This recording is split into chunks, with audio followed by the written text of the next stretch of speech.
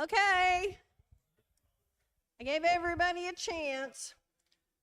Now I'm taking over. Okay, I'm Lisa Vestal, and I happen to be president of this wonderful bunch of Woodturner people.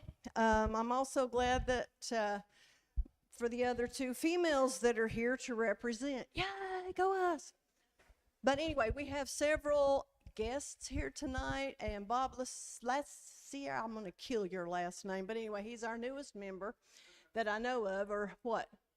Is there a newer than Bob? Kevin? Kevin White?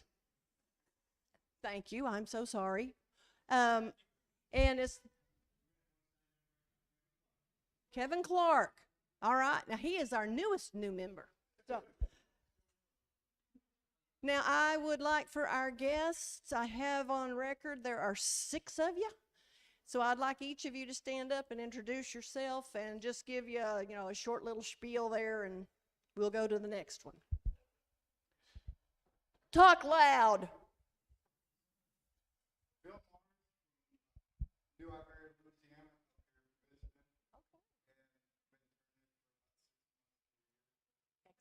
Excellent. Thank you for being with us. Next. All right. My name is Isaac Draper. Just moved here from Utah, so that was like 3 months ago. I've been turning for probably like a year and a half at this point. Excellent. Thank you. Rick Harris, live in Johnson City. Been working for 20 years or so. Full team of the year. Had my lines laid for 5 years. Oh. Yes. Thank you. Thank you.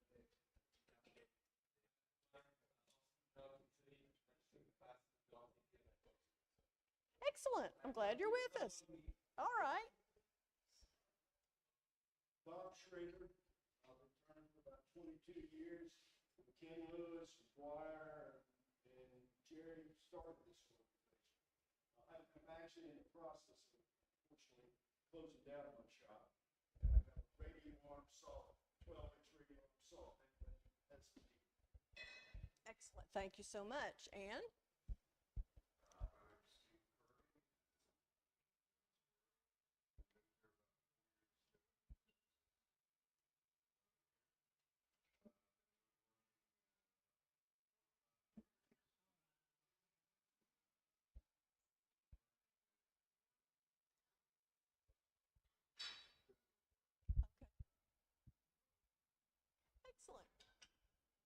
Thank you all for being with us.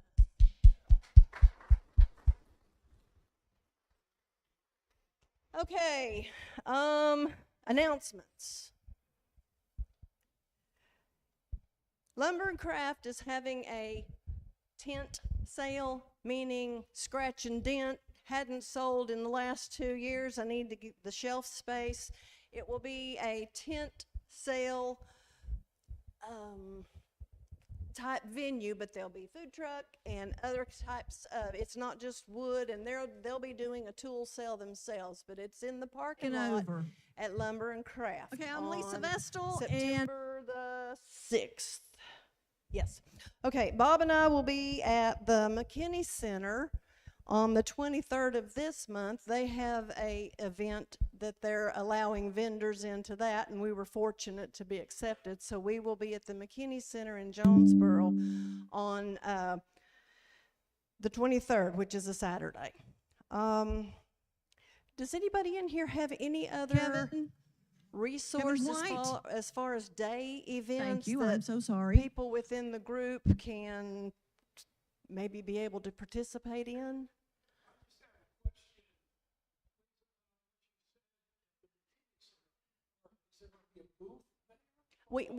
They're having, oh no, just Bob and I didn't know you wanted to. No, it's a vendor type event, and there's some kind of, it's all different types of artisans.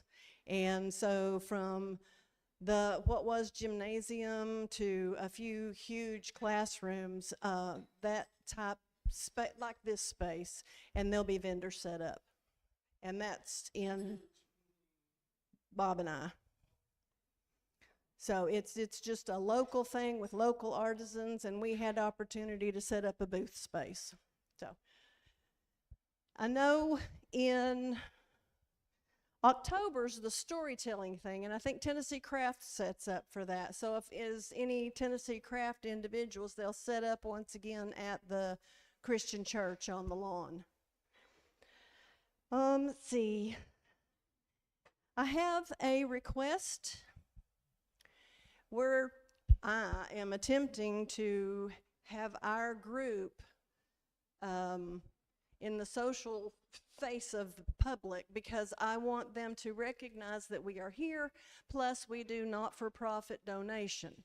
So for this third quarter, I would appreciate having some, maybe 5 items given to the club that we can do a silent auction type thing 5 with. items. And the proceeds Given- from that would go to whichever not-for-profit we agree would need the funds. So that's what I would like for us to do for our third quarter donation, is have about 5 items that we can do a silent auction for. And I'd like to be able to do that probably the 1st of October. So be thinking about it, and if there's more than 5, that's great too. We'll figure something out, but the proceeds would be donated. There are some items that are back in this room that have been stored here, and we've been dusting them and, you know, shaking the rust off.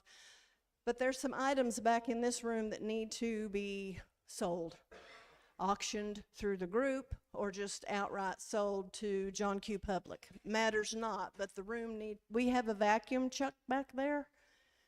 And then, of course, the small lathe, which didn't turn out to be beneficial for our events outside. And there's a coffee pot, and the grinder over here behind Dan. Those are things that we will be selling, and the proceeds will go to the club. So the club owns them, we sell them, the club benefits. And it will be, you know, of course, the highest bid. We also had Kirk DeHeer at Lumber and Craft on the 10th of July, and that was fantastic. Whoever got to come, it was wonderful. And he's got more knowledge in his little finger than, he's just a brilliant guy. Greatly enjoyed it. All right, we have an instant gallery, and I think it's time for somebody else to talk. Who's first?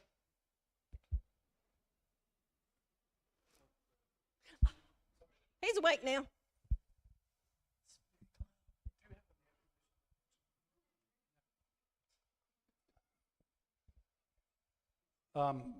Anybody here that's not a wood turner? It's too bad. Well, I brought some stuff that I didn't turn. And I just wanted to make those of you that have not turned feel comfortable. Carving. Little wood sprite. Little dude. Maple.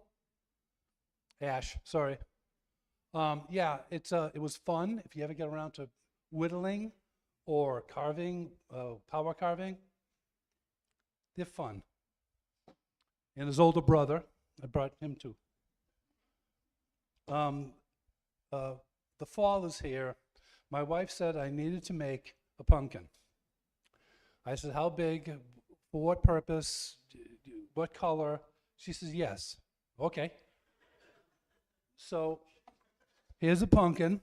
I got to put you down. So here's a pumpkin. I got to put you down. Put stuff in it. I don't know what you want. Cookies, candy, yeah. Gum. It's made out of magnolia, and I didn't have a piece of wood big enough, so I had to use 2 bowls together, and it came out all right. It works. So tried something else here. Did you ever try stacking BBs? Yeah, that's what it looks like. I didn't. It was actually a pull chain from a ceiling fan, but it's epoxied in. It's carved in smooth so that it's part of the bowl. It just, it's different. You know, always wanted to. And this beautiful cherry looked lonely because it was not really, wow, nice cherry bowl. So I put a piece of, I think it's mahogany or sapelli. I think it's mahogany because it's got a beautiful chatoyance on it. Just to dress it up, to give it a friend to talk to, I guess. And that is all. Next. Thank you, Joe. I got a question for you guys and ladies. How many of you are members of the AAW? Raise a hand. Okay. For those of you who are not, if you will direct your attention over there to our secretary, you will see I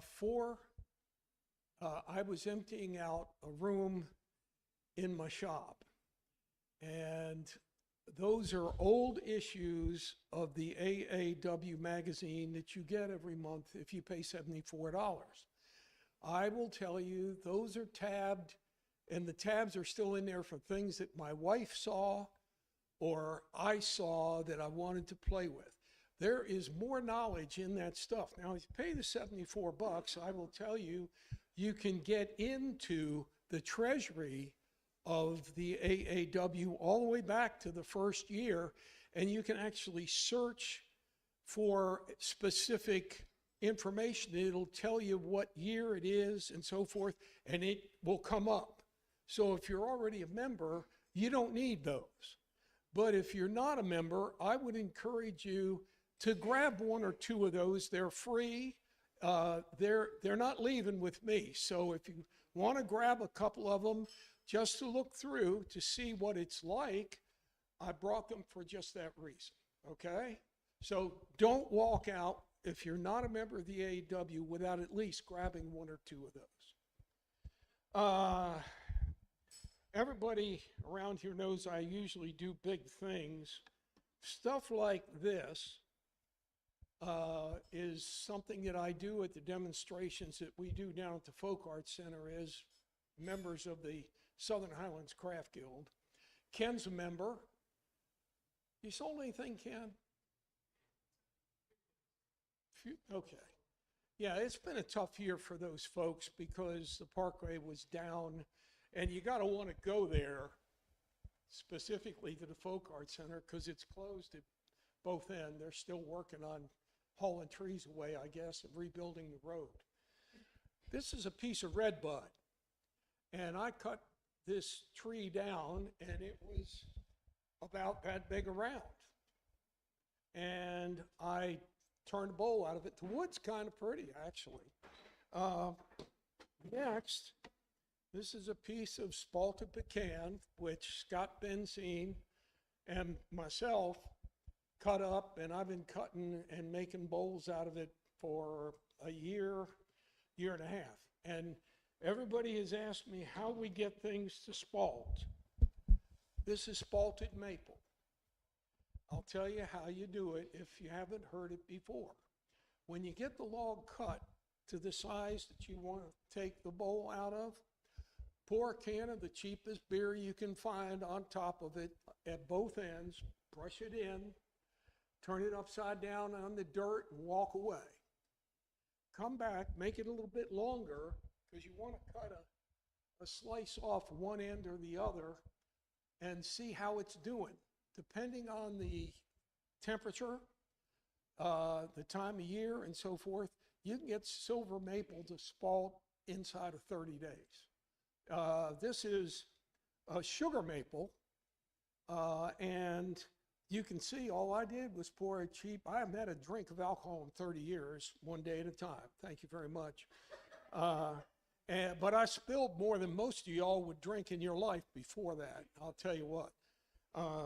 But anyway, this is what a good piece of spalted maple looks like. And these things are hot. When we do our demonstration down in Asheville, they sell pretty quick. And the only other thing I brought with me is a little piece of burley maple, and there are probably 15 burls, little tiny burls. They call them in Pennsylvania, they call them ghost burls. But you might want to look at that. It's kind of an oddball looking bowl. I normally cut these up and throw them in my designer firewood pile rather than finish them, because it takes as much time to finish this bowl as it does to finish this bowl. That's the story. Walt, I think this is yours. Yes? Okay, come on up and talk to us about it. Former member of ours had a different take on doing the small. He believed you should drink beer, and then whatever came out. Richard. That'll work too. I don't know if I brought this in before, but it's just an example of a square bowl. They don't have to be round, and you can make it out of a piece of 2-inch lumber, which is readily available anywhere. This is hickory, and my son actually made a kitchen table out of this stuff, and it's beautiful. It's really nice. I've got some boards that are like 15 inches wide. At Lumber and Craft next month, I'm going to do a demo and make one of these. The 11th.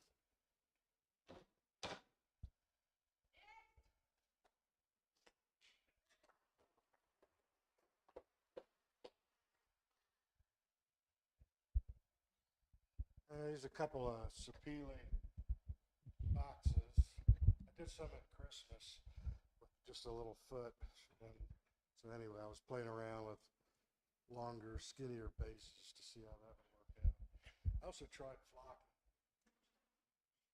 Worked out really well. It's a lot easier than I thought. Got a little decorative hiding it down. This is all Sapele, and I used India ink. I found this great ink. It's Japanese made for calligraphy. Works really well. About one coat of excellent stuff. Same thing here. This is Sapele, but I had some olive wood. So, base. It's nice video. Thank you.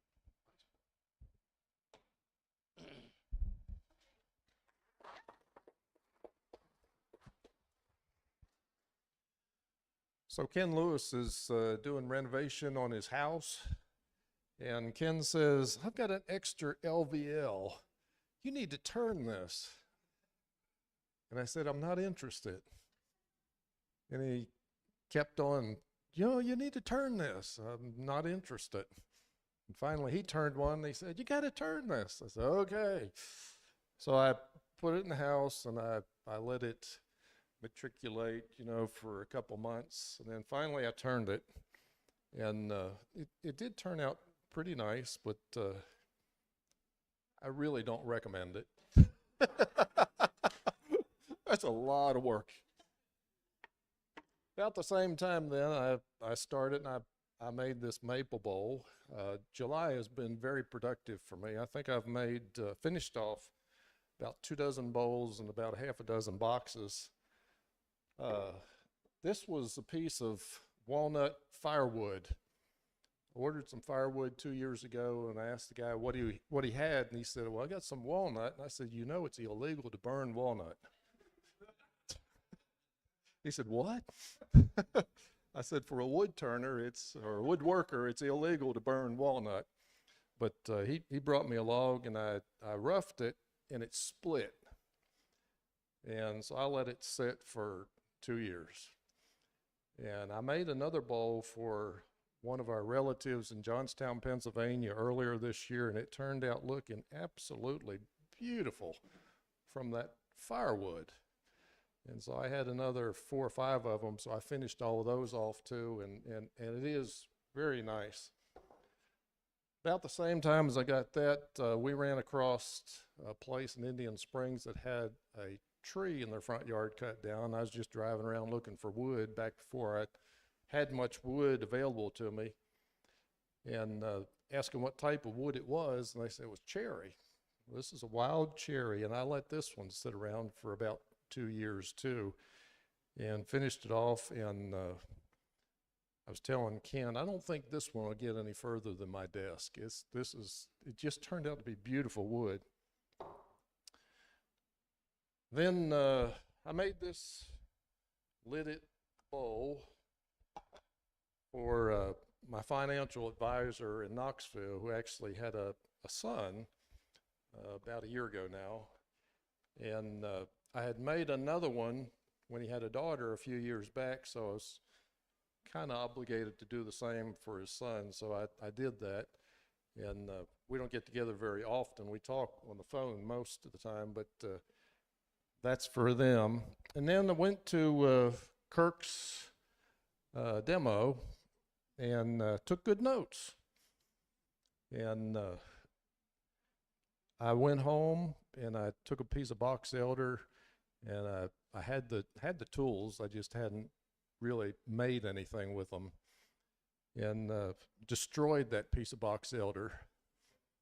And so then I took a piece of walnut that was green, turned it in the face orientation, and it actually turned out pretty good. Of course, I can't thread it up anymore because it's warped. But he said, you know, if you stabilize the wood, you can turn anything. And so I said, I'm going to look into that. So I bought a vacuum chamber and a vacuum pump and so forth. I spent a couple $100 on that, $100 on cactus juice. And I had some box elder that had some beautiful figure in it. But it was really, I mean, it was destined for the scrap heap, really. I stabilized all of that, or what I wanted to stabilize of it. And this stuff is absolutely gorgeous. It's at least twice the weight of what it was before I stabilized it. And it has turned out to be really nice. I mean, I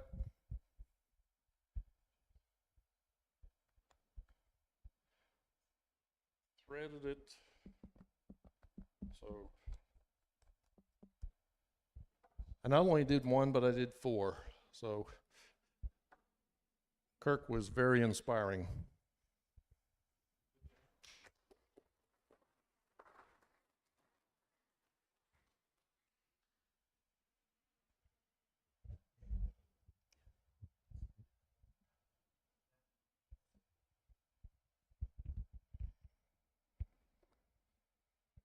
This is a piece of maple that's spalted that Dan Dyer gave me.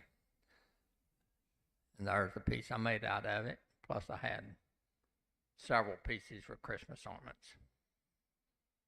I thought it was pretty. This spalting is real great and that.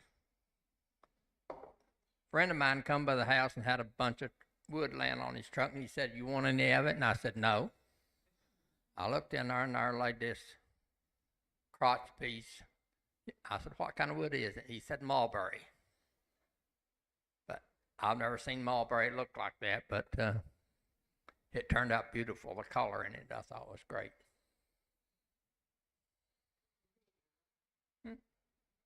That's it. Thank you, Harold. And because I aspire to maybe turn a bowl, until then, I like these. I turn the top, I take a piece of wood for my base, and then I just go from there. And I love my torch. I will burn anything. It is so much fun, and it's just, pyro. But then this right here that looks like a grub is a piece of honeysuckle. You're limited by your imagination, and just because it's not a bowl, which I don't know if I'll ever be able to turn one, I do these, and that is the most fun. I will lose hours playing with that. It's just crazy. But anyway, that's what I do. Next.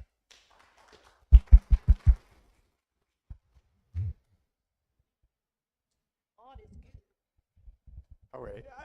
For those of you that were here at the last meeting, I brought a bowl in I was having real problems with. I'd gotten a piece of box elder given to me about 6 years ago. I turned a salad bowl for a family relative. She wanted a big one. Gave me the dimensions and everything, and I showed her some wood. She says, yeah, I like that. So I made a bowl out of box elder, and I finished it wrong, and I'm going to tell you what I did and recommend you don't do that. To preserve the color, for whatever reason, I put a natural stain finish on the inside and outside, just to kind of lock everything up. I assumed that was a sealer. Then I put a coat of spar varnish over everything to preserve the red color. It did okay on the outside, and as you can come up and check this out. It's got some wipe on poly finish, but the color stayed true on the outside. The inside looked horrible. But I also inadvertently put wipe on poly on top of that all over the bowl and just ruined the inside. The lady used this for 5 years extensively. She used it a lot. It's my son's wife's aunt. He said, that bowl you gave her, there's some problems with it. It looks like it's flaking off. He brought it to me to look at, and I said, I'm embarrassed, because it was really bad. It looked like the finish was flaking from underneath up, and you couldn't flick it off with your fingernail or anything. It was not moving. So I had to completely sand it off. Now, it's been finished with natural stain and spar varnish and wipe on poly, and I had to get all that off. And it had changed shape just enough that when I put it on the lathe, I couldn't use a scraper. I couldn't do anything. It was a sanding job, pure sanding job, to get all that off. I ate up more sanding pads than I want to think about. But I was bound and determined I was going to finish it. And I consulted with several of you at the last meeting on what to do about the inside, and I got some really good advice. So I did get it down to bare wood and put 2 coats of mineral oil, just plain old mineral oil. I might happen to use Howard's mineral oil because I had the Howard's mineral oil and butcher block finish. Then I let it dry a little bit, put 2 coats, top coats of the Howard's mineral oil. It's called butcher block finish, but it's mineral oil and carnauba wax, I think. And you let it dry overnight. You wipe off the excess. You can put another coat on. I put the final coat on yesterday. It hasn't buffed out yet. I'm going to give it a few days to dry, but I've got to send it to her this week. So I'm hoping that the oil doesn't keep coming to the surface after I send it to her, because I know it is a problem. But anyway, I wanted you to understand what I did and recommend that you not do what I did on the inside. I think the proper finish from my perspective now is what I learned last month was mineral oil or the butcher block finish is great for bowls. If they start getting dull, they can go buy mineral oil at the drugstore and recoat it, and it brings it back to life. So that's a lesson learned. These are just the only 2 pieces I've turned in the last 6 months. I've been really busy with other things, but this is a piece of box elder. You're going to see some more of this next year, I hope, within the next year. He gave me, this gentleman, I found out about it through a friend at church. He had a red elm tree that had been dead and down for years, and it was completely devoid of limbs and bark or anything. But it had about a 200-pound burl on it that wrapped almost all the way around the trunk. The trunk was pretty good sized diameter, but this burl was massive. He called me about the burl. I got the burl. It's sitting in the shop. I haven't gotten into it yet, but this is the dead wood. I really like the coloration in it. It's got a really nice knot hole there that's looking at you when you look at this side. But anyway, it doesn't dry. I mean, it doesn't finish up smooth. There's a porous finish on it because of the wood. I might try some of those finishes that seal up those pores and grain pattern. But anyway, I'll be bringing some more pieces from the burl, hopefully, because it's been dry for years. This is a little failed box that I did. I had a spindle on top that I didn't like. It really looked ugly on this thing, so I took it off and put another one on. And in the process of all that, I ended up sanding too much, and it got really, really thin. So this is not a good example of a lidded box, but it's going to my next show.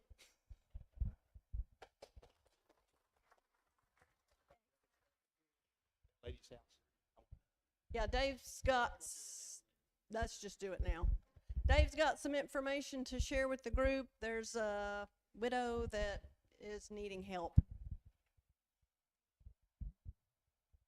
This is another benefit of being a member of AAW. A lady from Atlanta called me. She found my name on AAW, got associated with this area. She has property in Greene County. That's their family home. It was a nice big farm, used to be several hundred acres. They whittled it down a little bit. Her husband was a woodturner. He passed away 2 years ago. She's been grieving and is finally to the point where she's ready to get rid of his equipment. And she didn't know what to do or how to go about that. I've had multiple discussions with her. I went down to her house and saw the equipment. I've got a bunch of pictures. I'm going to leave them on the table over here. She would like to have some help getting rid of this equipment, selling it. She'd like to sell it.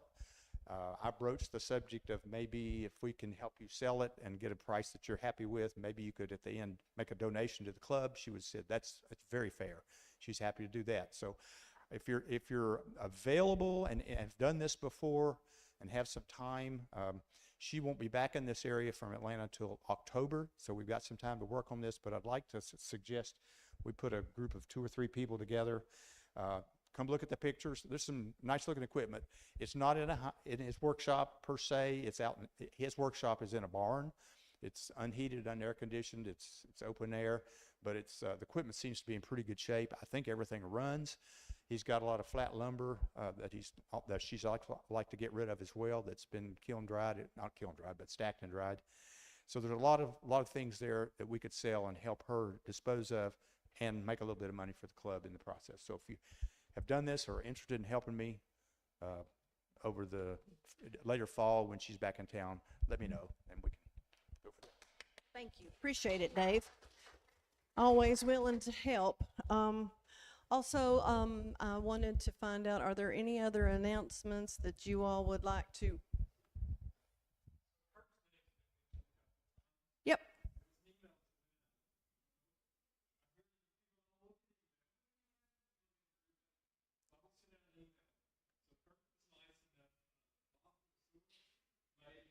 Mm-hmm.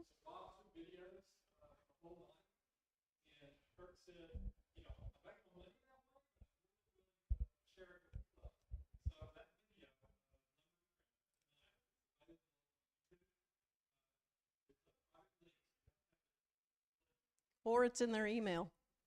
Yeah. Right.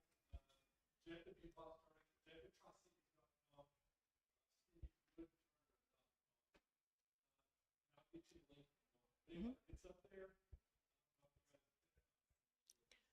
That was neat. Yeah. Okay. Now, without further ado, Richard. What I'm going to do today is do a bowl set. How to get more than one bowl out of a blank. Turn the knob on. Do you think I need it? I don't know, for the, Maybe behind the curtain here. But anyway, there are 2 types that I know about. There are probably many more. There's the McNaughton system, which you have to have a lot of skill, I think, but anyway, to do it. But you can make many different shapes with the McNaughton that I know about. There are probably many more with the one way, which I'm going to demonstrate today. The one way is dumbed down, and I needed dumbed down. Most of the time, it works really well. But on occasion, we're dumber than we think. Okay? And so it'll come out the bottom. So you've got to be conscious of where the bottom is and where your knife is. There are 4 knives. The number 1 knife will do 10, 11, 9-inch bowl. The number 2 9 will do 12, 13. Number 3 9 will do like 14, 13, 14. And then the number 4 knife will do 16.5 to 18. I had to make my bull blank a little under 18, but I'm going to start, I'm going to do the four cutter. The four cutter goes 7.5 inches into the wood. The three cutter goes 6. The two cutter goes 5, and the one cutter goes 3 7/8 into the wood. That's about what they do.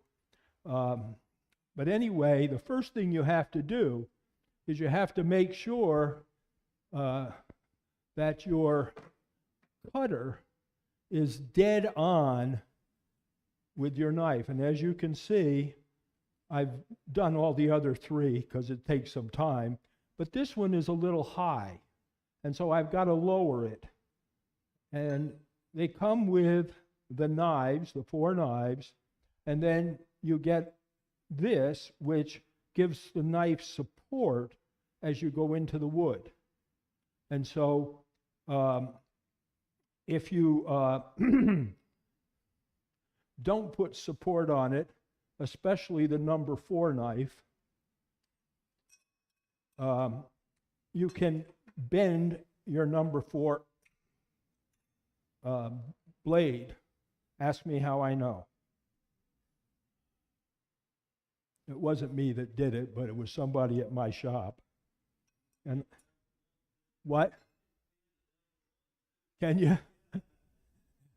So they need this support going in, so you've got to be careful. And I'll tell you about, as I start in, when I feel, and I try to do it by feel, when I feel that I need to put support in. But this cutter here, if you can see, it is too high. I've got to get it down.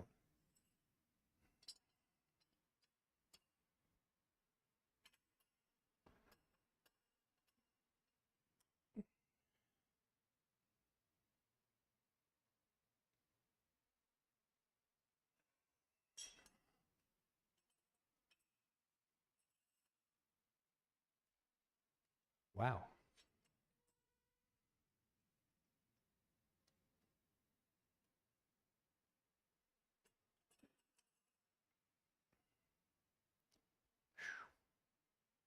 Boy.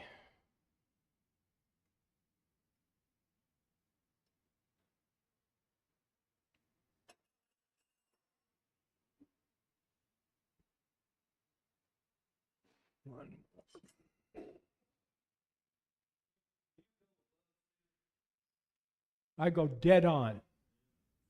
Dead on.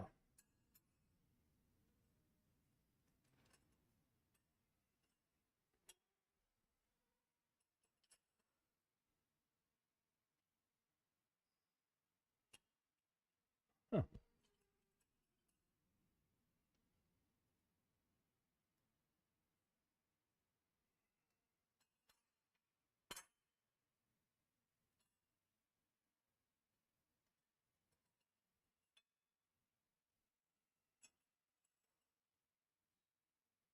Boy, it is just a tad.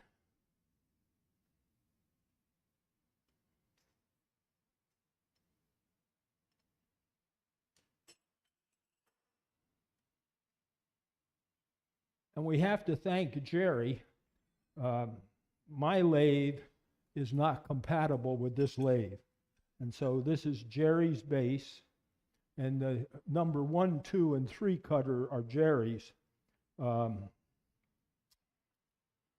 thought mine were going to work, but I put the number 3 in and had to take a hammer to get it out. So it wouldn't work in this.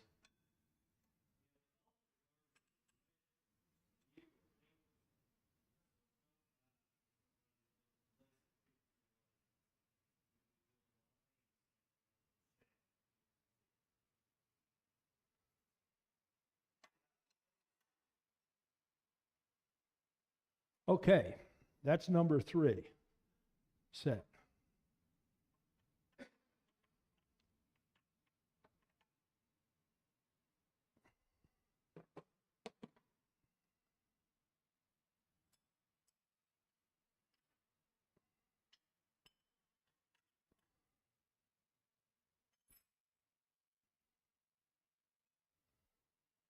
All right, this is going to be a test.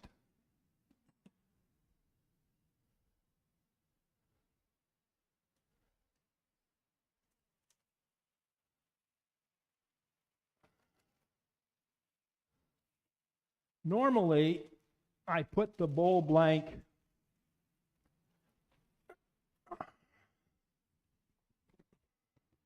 I think this thing is going to come off.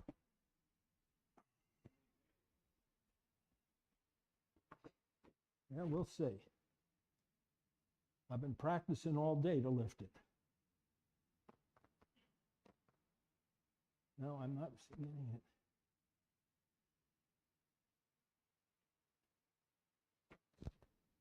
Hmm.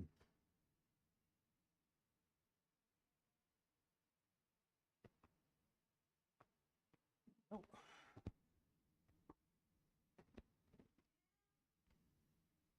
It may be helpful.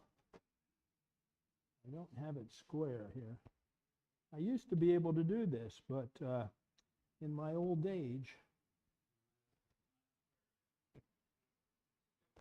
oh. Let me hold the.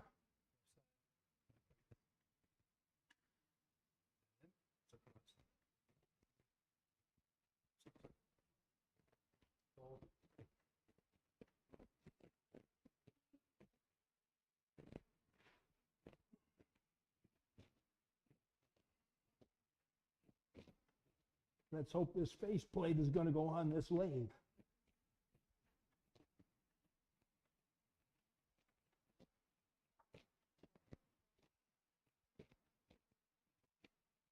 I would not normally do this, but because I was here, and occasionally they will come off.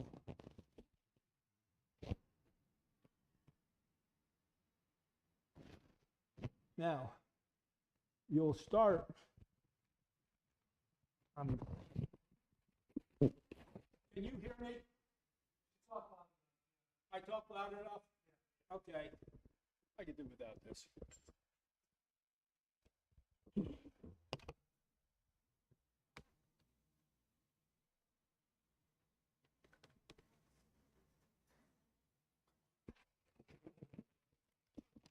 All right.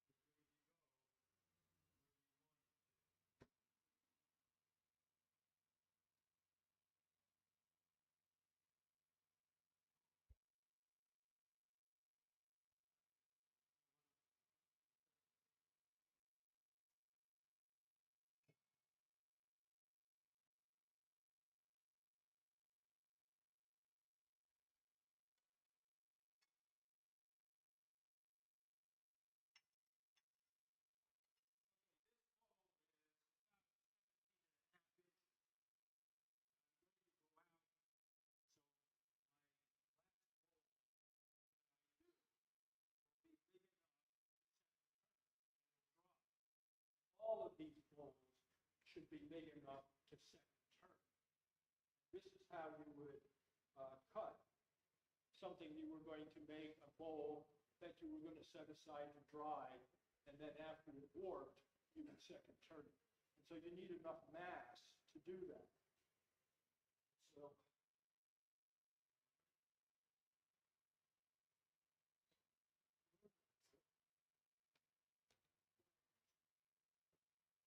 too much stuff.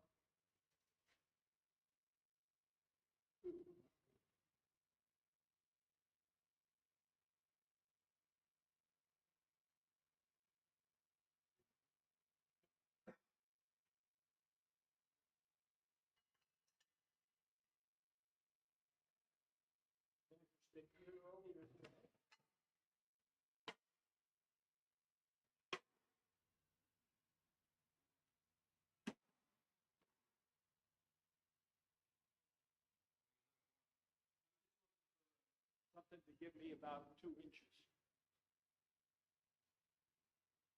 1 3/4.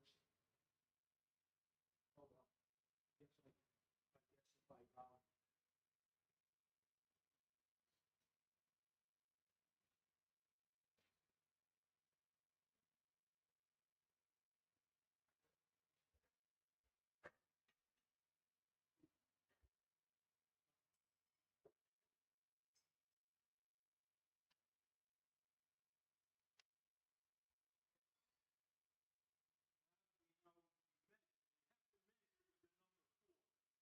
Because that'll set everything up for you. Once you have where the number 4 goes in, you have what you need to go on. And then you can start with the number 1.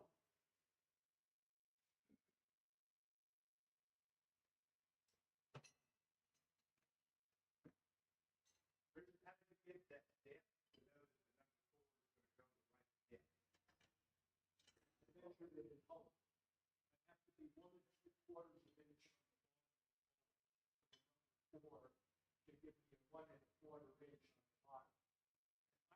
I don't mind the bottom being a little less than the side. In fact, I think it's preferred. So I'll make the side like 1 3 5/8, and I should have like 1 1/2 or so in the bottom.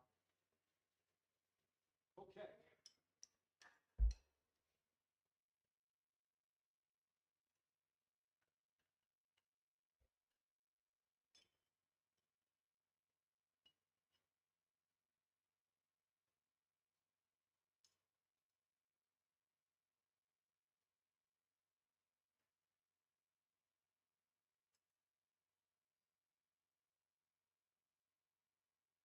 Do I need a wrench under this, Jerry, to hold it?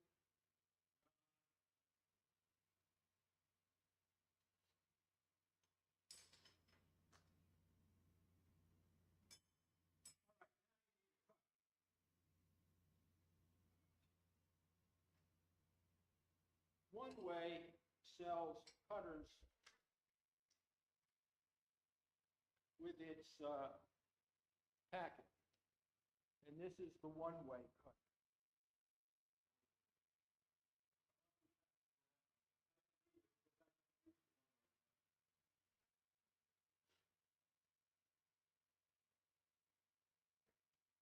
Hunter sells something called the CoPro. That I won't send around. The CoPro, they have gotten 60 bowls out of the CoPro. And it does throw the shavings out pretty well. It's a little diamond shape. And the downside is I think it leaves harder scratches on the bowls. So you got to sand a little more. But it is such a good cutter. It really throws it out.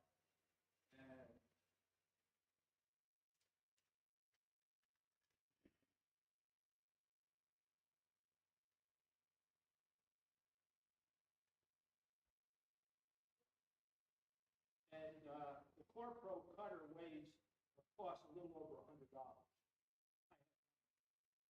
Well, really, this is my second cutter.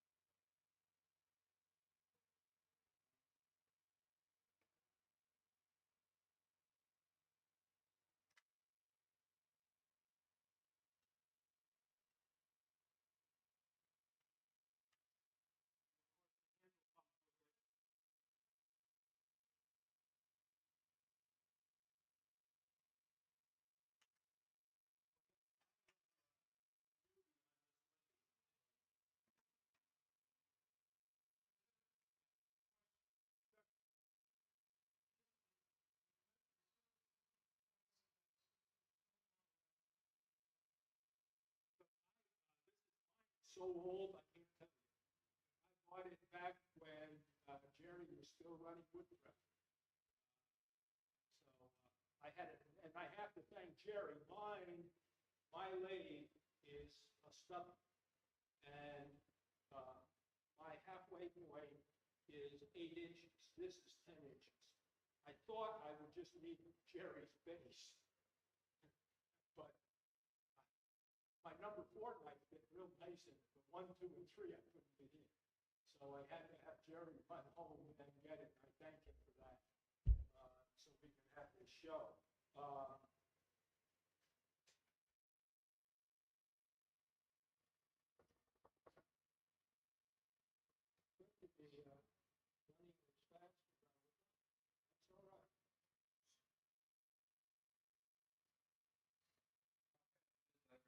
I'm doing about 423. When I got any higher, the whole lathe was shaking. That's one nice thing about a stubby. My lathe weighs 1,000 pounds.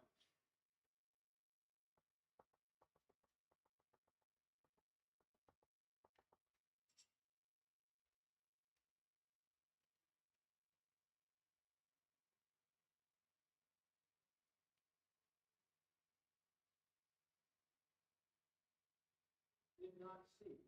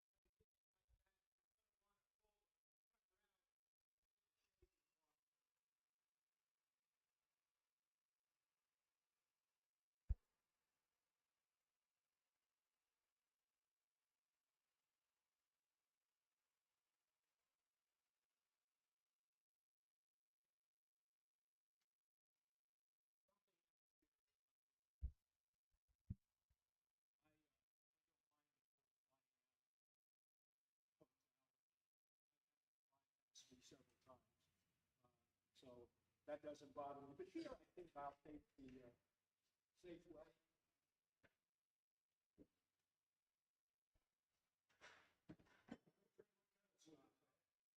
When it's starting,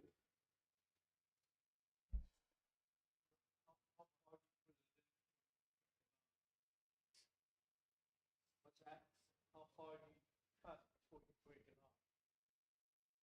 It'll go almost parallel or a little beyond parallel here when it's coming off. And unless you're in this stage, you're not going to be able to get the tailstock.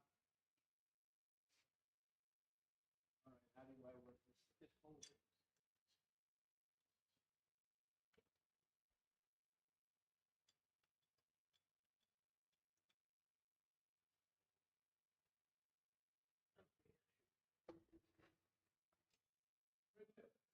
Yeah, I've got wood. What's the wood? Oh, it's cherry, they tell me. I got it at Buddy Wood. I go there because they have this nice machine that cuts it right through the pith. Yeah. And the pith was cracked in it, so it was nice that they cut it through the pith. Uh,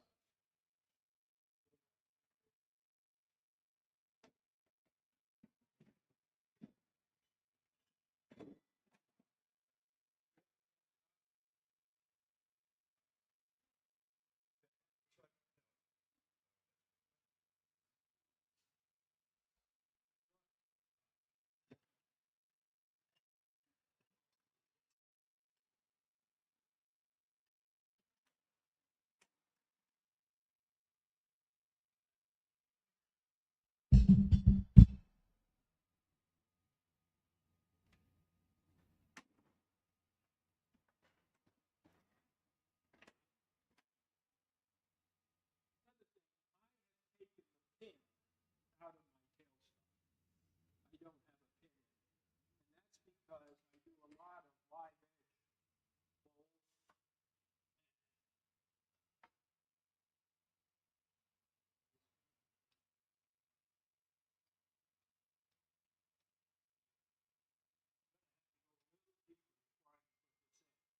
When you're doing a live edge bowl, you're moving it on the lathe a lot just to get the shape the way you want it. If you have a point in it, and it's just a tiny move, it always goes back into where the point is. So I don't have a point.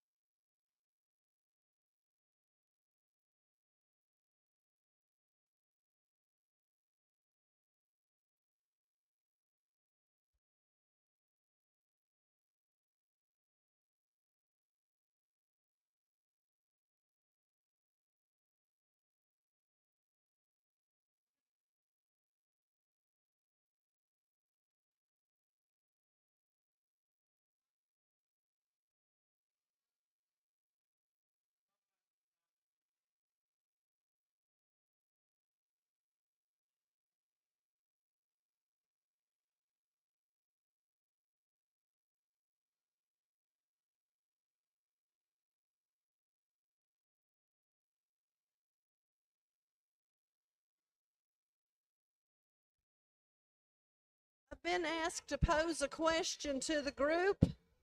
If I can have your attention for a minute. I've been asked to pose a question to the group. If you have any old Stanley hand planes that you'd like to part with, we have somebody here that would love to have them. Thank you, Harold.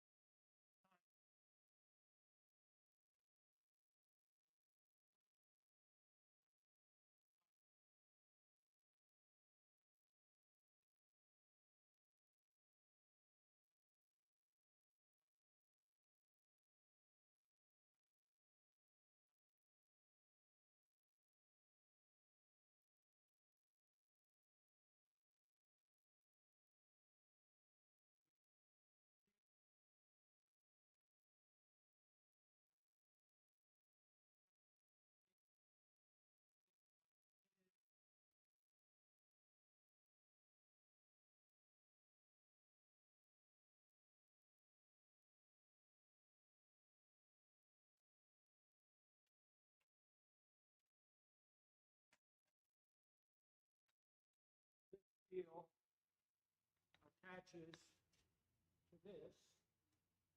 So then you are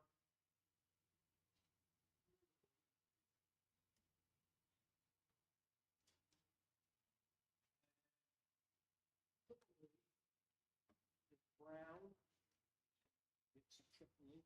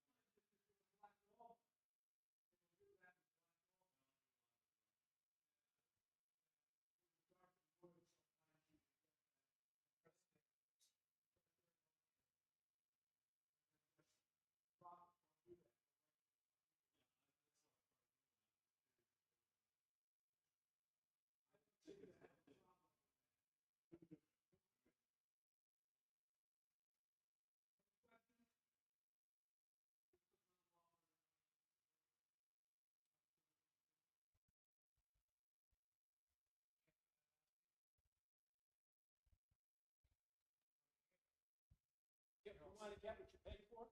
It all set up.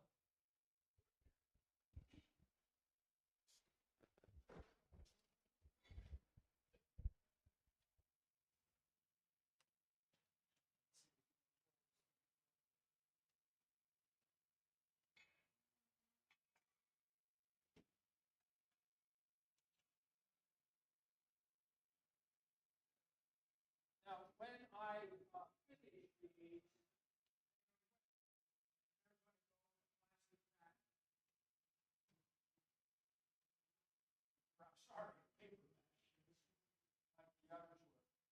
the bowl there is about 36% moisture right now.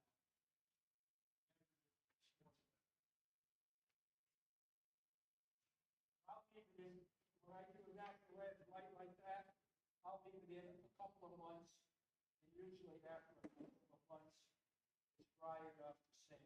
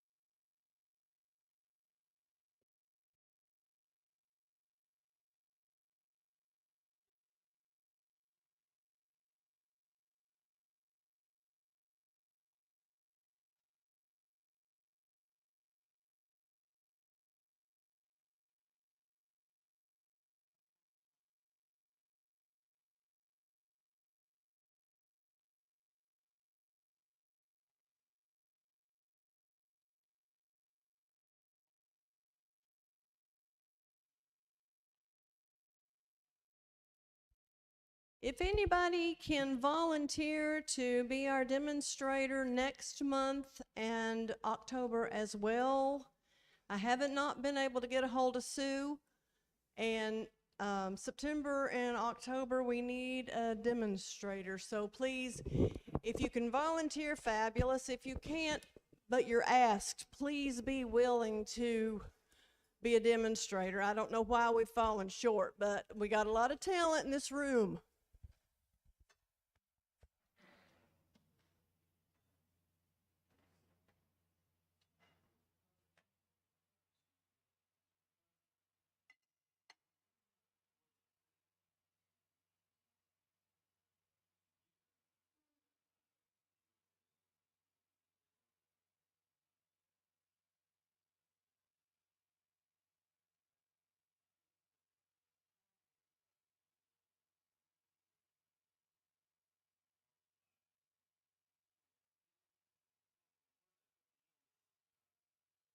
Oh, it's on the tool back there.